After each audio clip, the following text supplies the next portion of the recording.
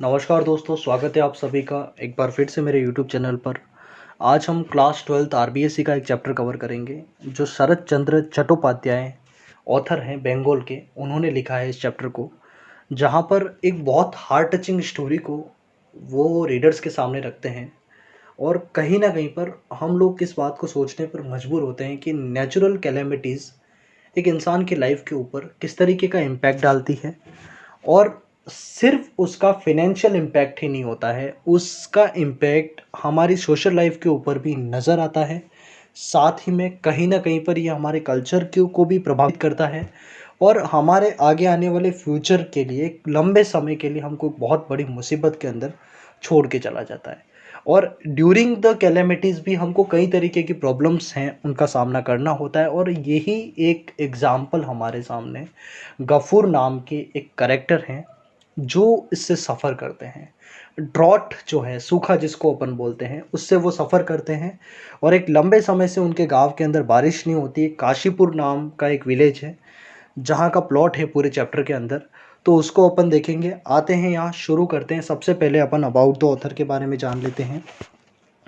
Alternatively spelled as शरत चंद्र चटर्जी, इनको शरत चंद्र चटर्जी के नाम से भी जाना जाता है। Was a Bengali novelist and a short story writer. He is arguably the most popular novelist in the Bengali language. आप ये कह सकते हो कि अ, ये शरत चंद्र चटर्जी हैं बंगाली लैंग्वेज के अंदर और साथ ही में इंग्लिश लैंग्वेज के अंदर भी बंगाल के बहुत बड़े नॉवेलिस्ट और बहुत अच्छे एक शॉर्ट स्टोरी राइटर के तौर पे कंसिडर किए जा सकते हैं। और इन्होंने जो लिखा है, शायद मैं जहाँ तक इनको समझ पाया, क्योंकि मैंने जब इनका ड्रॉट चैप्टर पढ़ा तभी मैं ऑब्जर्व कर गया था कि किस लेवल के ऑथर हैं ये और घटनाओं को किस तरीके से लोगों के सामने प्रेजेंट करते हैं। आप जब चैप्टर को लाइन बाय लाइन एक्सप्लेनेशन उसका देखेंगे तो आपको पता पड़ेगा कि वाकई में जिस तरीके से चैप्टर को इन्होंने लिखा है और हर एक शब्द के अपने अपने मायने हैं और यूज़ ऑफ वर्ड जो है काफ़ी बढ़िया तरीके से इन्होंने करे। और जिस तरीके से इन्होंने इवेंट्स को डिस्क्राइब करा है वो काफ़ी अच्छा लगा मुझे। ठीक है, देखते हैं। अपन लाइन बाय लाइन नहीं देखने वाले, बट बहुत कम टाइम के अंदर अपना ये प्रयास रहेगा कि पूरा चैप्टर अपन समझ जाएं। ठीक है। Is notable works include Devdas, Srikanto. अच्छा, ये जो है ये चरित्रहीन है, लेकिन आपको बताओ बंगाली के अंदर प्रोनाउंसिएशन कुछ इसी तरीके का होता है। ठीक है, तो चरित्रोहीन यहाँ पर लिख रखा है। परिणीता है और गृहदाह, ये इनके कुछ स्पेशल वर्क्स हैं जो कहीं ना कहीं पर नोटेबल हैं, तो उनका यहाँ पर मेंशन हो रखा है। चलिए नेक्स्ट अपन आते हैं चैप्टर के अंदर क्या क्या कैरेक्टर्स हैं। तो सबसे पहला कैरेक्टर है जो हमारे प्रोटेगनिस्ट भी हैं, जिनका नाम है गफूर। गफूर एक वेवर हैं, बुनकर हैं और साथ ही में यहाँ इस चैप्टर के अंदर वो वेवर का काम नहीं करते हैं, यहाँ पर वो एक फार्मर के तौर पे हैं, शेयर क्रॉपर हैं, जिनका अपना खुद का कोई लैंड नहीं होता, अपने लैंडलॉर्ड की ज़मीन पर काम करते हैं और जो उसका कुछ शेयर आता है वो अपने पास लेकर जाते हैं और वही उनके लिए उनका लिवलीहुड होता है। नेक्स्ट है शिबू है, ये लैंडलॉर्ड है। महेश जो है वो गफूर का एक बुल होता है इनका, उसका नाम क्या है चैप्टर के अंदर, महेश है। और प्रीस्ट है, एक पुजारी है और जिनका नाम भी है तर्क रत्ना, है ना, ये इनका नाम होता है।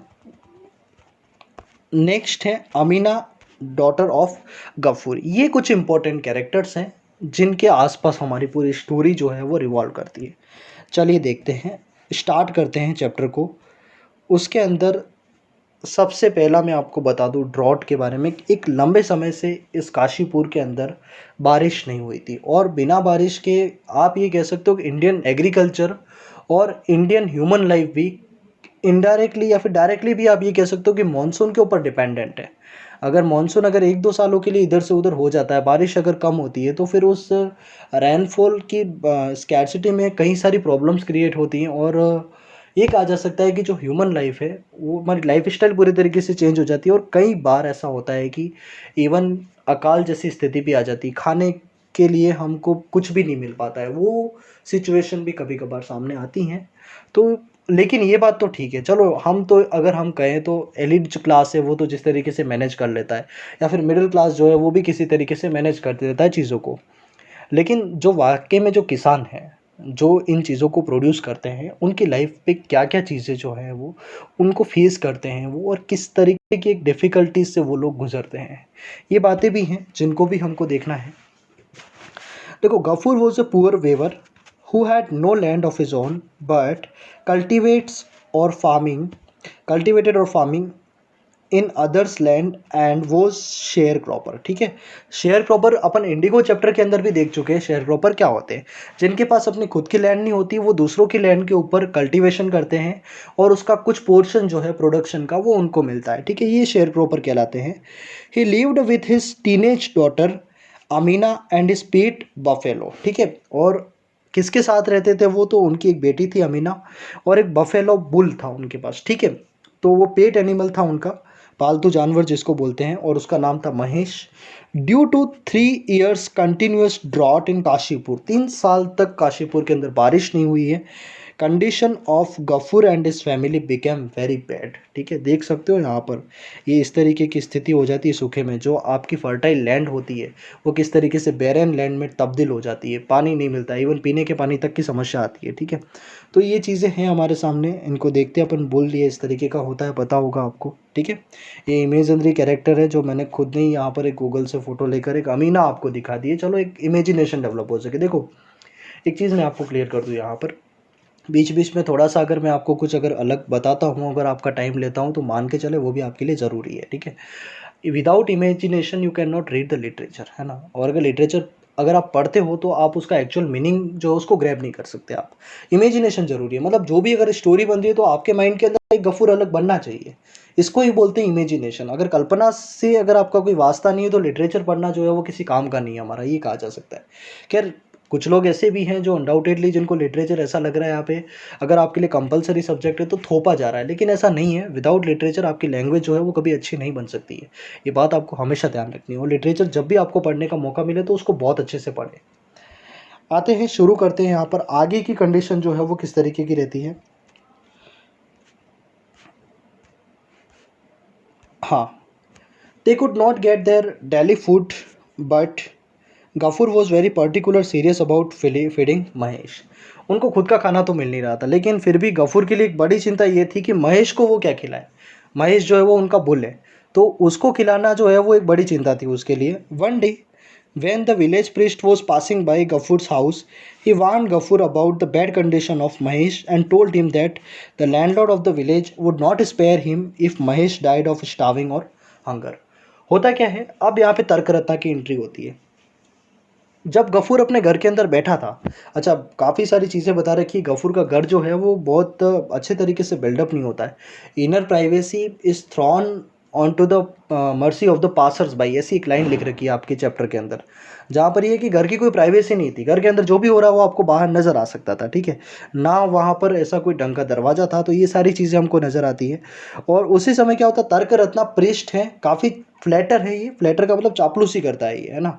तो ये उसकी वहाँ से वो पास हो रहा होता है जिस समय, तब वहाँ पर वो बाहर बैठे हुए गफूर को देखता है, और उस समय वो गफूर को ये बात कहता है कि तुम महेश को खिला नहीं रहे हो, ये स्टावेशन और हंगर की वजह से मर सकता है। ठीक है, ये बात वो उसको कहता है गफूर को कि तुमको महेश का ध्यान रखना चाहिए, तुम्हारा पेट एनिमल है, आप इसको इस तरीके से भूखा नहीं रख सकते। तो ये बात जो है वो किसको बताता है, वो गफूर को बताता है। तो गफूर ये कहता है कि सही बात है, मेरी स्थिति खराब है, बीते कई दिनों से मेरे पास खुद के खाने का भी कुछ बंदोबस्त नहीं है। और ये सलाह तो वो देता है, अब उसके खुद के पास फोडर होता है, चारा होता है। ठीक है, अब ये डिमांड करता है एक काम करो, आपके पास जो चारा है वो कुछ देर के लिए मेरे को दे दो, ताकि मैं एक बार गफूर को कुछ तो खिला दूं कम से कम, है ना। अच्छा, दूसरी बात ये, वो एक तरीके से तो गफूर को कहीं ना कहीं पे ब्लेम कर रहा था कि तू उसके पेट एनिमल को खिला नहीं रहा है। दूसरी बात, इसके साथ ही वो धमकी भी दे रहा था कि अगर इस बुल को कुछ भी होता है तो लैंडलॉर्ड जो है वो तुमको छोड़ने वाले नहीं है। तो धमकी भी दे रहा है एक तरीके से। और दूसरा अपन देखते हैं कि कोई चिंता भी नहीं है, बट फिर भी वो एक, आप ये कह सकते हो एक दिखावटी सिंपैथी है उसकी। ठीक है, ये आप कह सकते हो। चलिए आगे बढ़ते हैं यहाँ से अपन। Gafoor requested for some crop loan, और फिर उसने कहा कि यार एक काम करो यार, आप मुझे थोड़ा क्रॉप लोन जो है वो दे दो, और जब भी मेरे पास अच्छा पैसा होगा उस समय मैं आपको रिटर्न कर दूंगा। बट द विलेज प्रीस्ट रेफ्यूज्ड, उसने क्या करा, मना बोल दिया कि वो जो है वो उसको किसी तरीके का पैसा यहाँ पर नहीं दे सकता। तो आप देख सकते हो इंसानों के रूप नज़र आ रहे हैं, वो दिखाएंगे ज़रूर कि वो सिंपैथी रखते हैं आपसे, बट इन एक्चुअली उनके एक्ट जो है वो उनकी बातों से बहुत हद तक अलग जा रहे हैं और उन दोनों के बीच का फासला काफ़ी बड़ा है।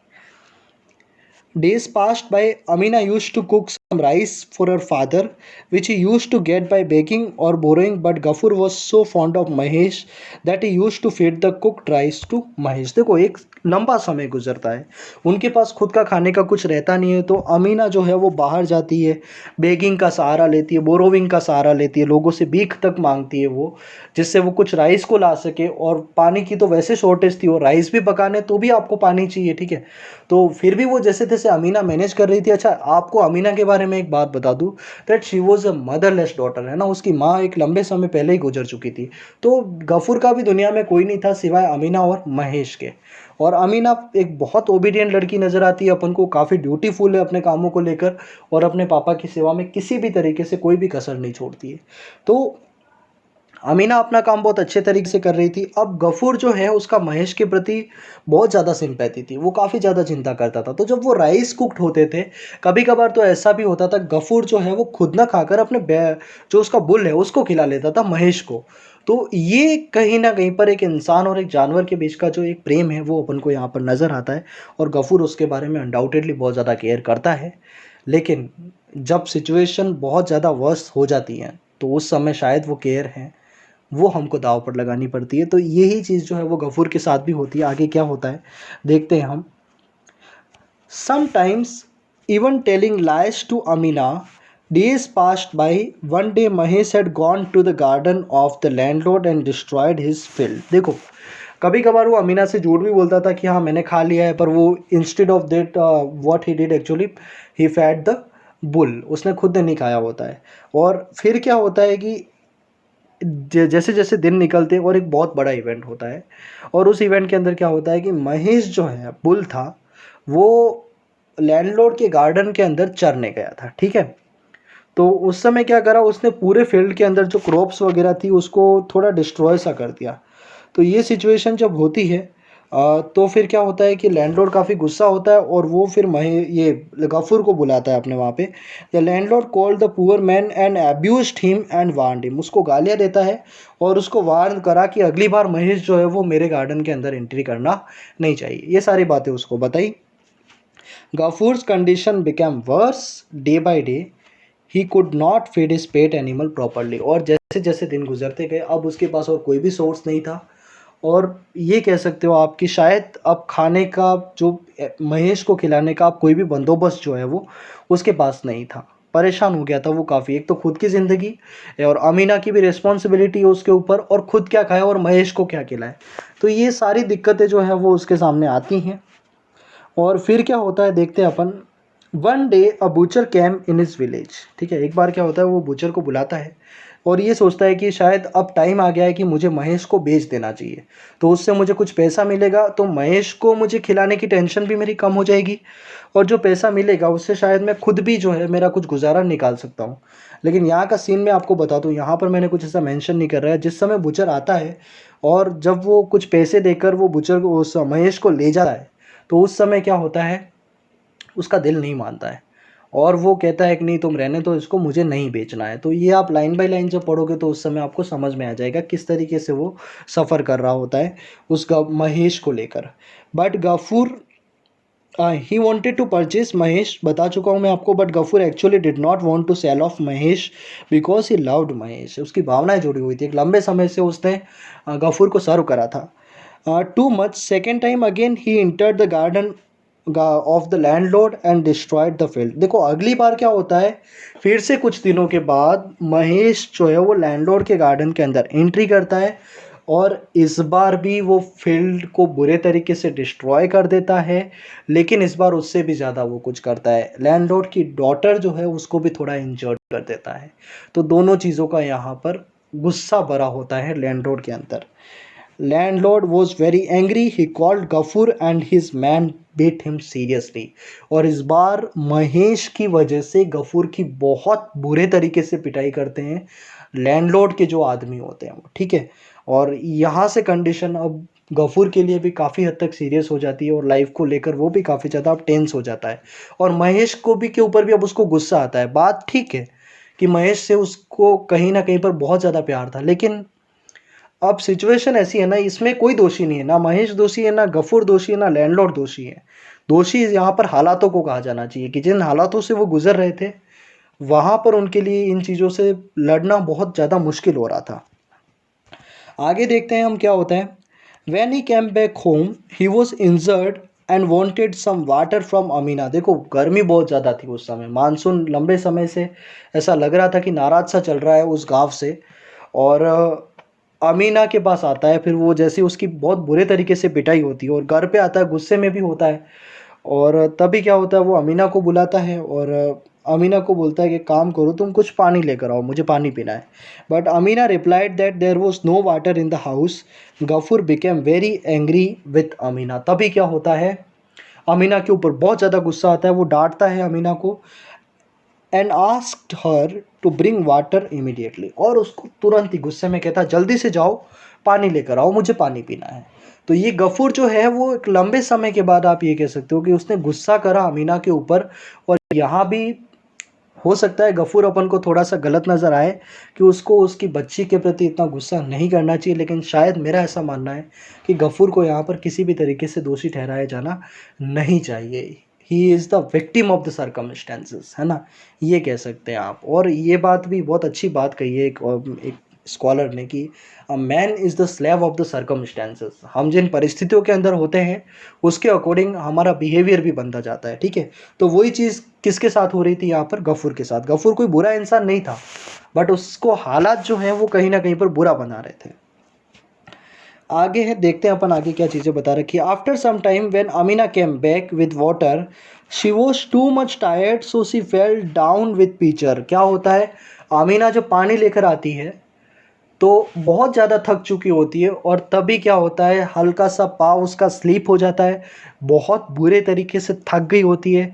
तो जो घड़ा था जिसके अंदर वो पानी लाई थी वो नीचे गिर जाता है और पानी पूरा ज़मीन पर बिखर जाता है, ठीक है, ये कह सकते हैं। और जब पानी वहाँ पर ज़मीन पर था, when Gafur saw the Amina was lying on the ground and pot has been broken। जब गफूर की नज़र पड़ी अमीना नीचे गिरी हुई है और जो पीचर है वो टूट चुका है।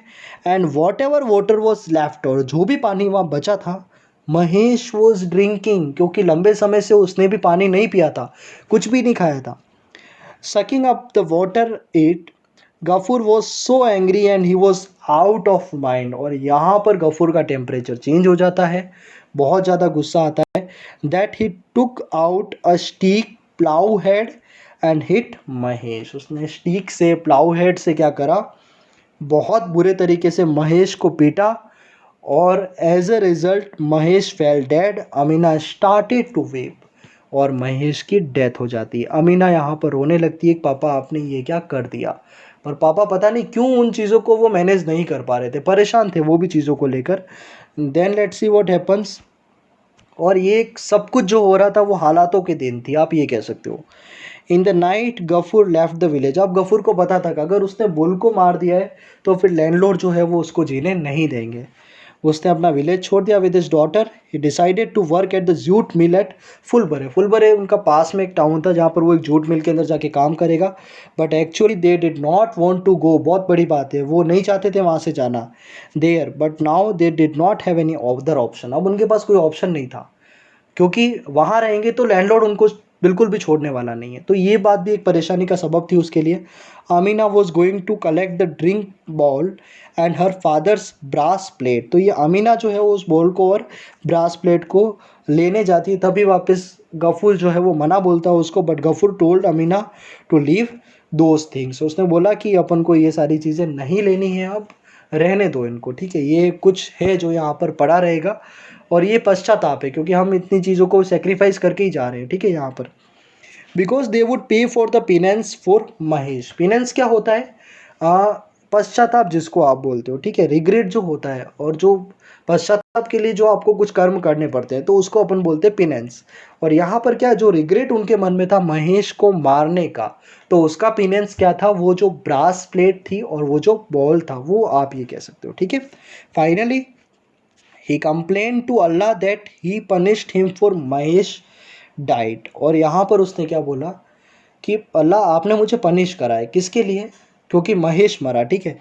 He also prayed never forgive those people who did not give any food and drinking water for Mahesh. और अल्लाह से वो ये भी रिक्वेस्ट करता है कि आप उन लोगों को भी पनिश करें जिन्होंने, जो समृद्ध थे, वो कुछ महेश को खाने के लिए दे सकते थे, but even after they did not पे अ ग्लांस टू इट, उन्होंने इस तरफ एक नज़र तक नहीं घुमाई, and were actually responsible for its death. और बिल्कुल सही बात है, मैं गफूर से एग्री करता हूँ कि महेश की डेथ जो है वो गफूर ने नहीं करी है।